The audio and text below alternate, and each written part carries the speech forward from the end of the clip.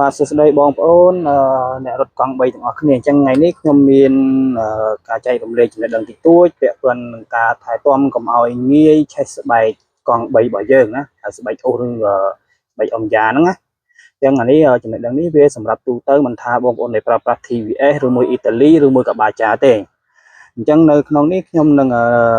ចែករំលែកពីរចំណុចទី1គឺការប្រើប្រាស់អំព្រិយាចឹងចំណុចអំព្រិយានេះក៏វាធ្វើឲ្យបងប្អូនងាយនឹងឆេះស្បែកដែរប្រសិនបងប្អូនដែលជាពិសេសគឺដៃថ្មីអត់ដឹងពីរបៀបប្រើប្រាស់វាឲ្យបានត្រឹមត្រូវណាអញ្ចឹងឧទាហរណ៍ថាបងប្អូនកំពុងតែបើកល្បឿនយឺតឬក៏ដឹកធ្ងន់ឬក៏បងប្អូនកំពុងតែឡើងទួលខ្ពស់អញ្ចឹងខ្ញុំជឿជាក់ថាបងប្អូនជាពិសេសគឺដៃថ្មីគឺគាត់ភាកច្រើនគាត់នឹងចាប់អំព្រិយាអ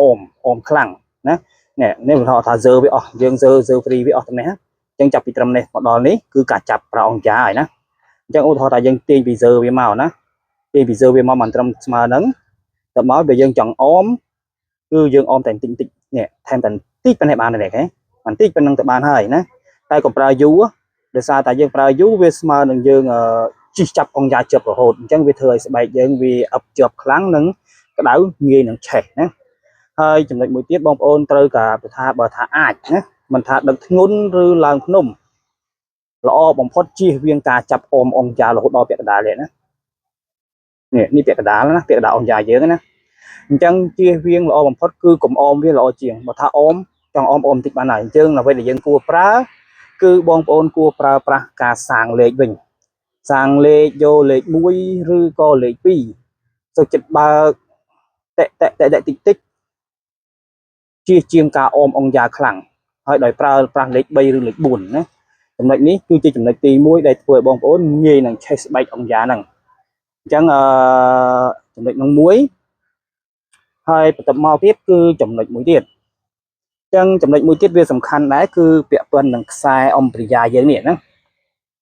អញ្ចឹងបងប្អូនមួយចំនួនដែលធ្លាប់ដាច់អង្គយ៉ាហើយពេលយើងទៅឲ្យជាងដាក់នេះឬមួយអញ្ចឹងភាគច្រើនខ្ញុំតែងជួបគឺជាងគាត់នេះឧទាហរណ៍នេះខ្សែអង្គយ៉ាយើងណានេះខ្សែអង្គយ៉ាយើង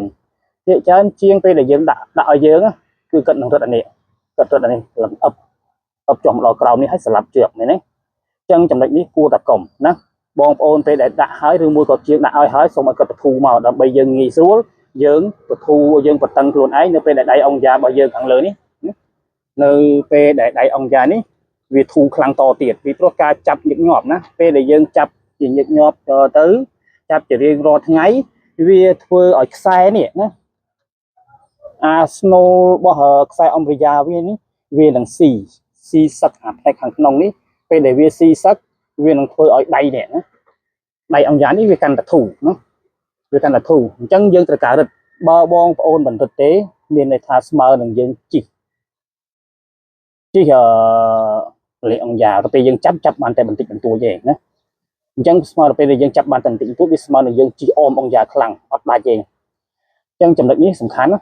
អញ្ចឹងបើពេលបងប្អូនប្រើរួចហើយកុំបោតឲ្យជាងដាក់ខ្សែអង្គយ៉ានេះហើយកុំទៅកាត់បធូដើម្បីងាយស្រួលយើងសេរីបធូឬក៏បថយទៅតាមរបៀបប្រើប្រាស់យើងក្លឹបគិតថានេះយើងចាប់ដៃអង្គយ៉ានេះគិតថាយើងចាប់ប៉ុណ្ណាស្រួលយើងចាប់វាមិនយើងគិតថាយើងក្លឹបដឹកដៃជាមួយនឹងប៉ុណ្ណឹងយើងសេរីវាតម្រូវលៃនឹងអាហ្នឹងវិញណាជាងការឲ្យអឹបទៅពេលដែលអឹបជាប់ដល់ពេលដែលជាងគេមូលស្លាប់ជាប់ដល់ក្រោមយើងមិនអាចសេរីបានដោយដៃខ្លួនឯងចេះអញ្ចឹងគឺអានេះវាធូរណាដៃខាងលើនោះវានឹងធូរអញ្ចឹងយើងជិះទៅគឺដូចយើងចាប់អង្គយ៉ាដាច់រហូតអញ្ចឹងណាអញ្ចឹងស្មើនឹងយើងអមពាក់កណ្ដាលហ្នឹងឯងដែលថាជាមូលហេតុសំខាន់ដែលងាយធ្វើឲ្យឆេះស្បែក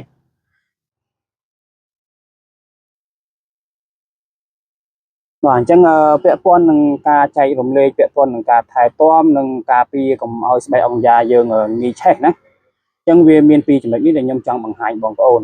ហើយចំណែកវីដេអូបន្ទាប់ខ្ញុំនឹងបង្រៀនបងប្អូនពាក់ព័ន្ធនឹងការនេះថែទាំសោ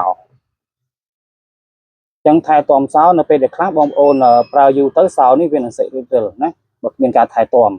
អញ្ចឹងគាំងវាអាចធ្វើឲ្យគាំងយើងចាក់លេខកើតព្រោះថាយើងពេលខ្លះយើងប្រឹងមួលខ្លាំងវានឹងបែកអញ្ចឹងខ្ញុំនឹងរៀនបន្ទាប់ខ្ញុំនឹងធ្វើវីដេអូពាក់ព័ន្ធនឹងការថែទាំសោឬជួសជុលពេលដែលសោយើងគាំងណា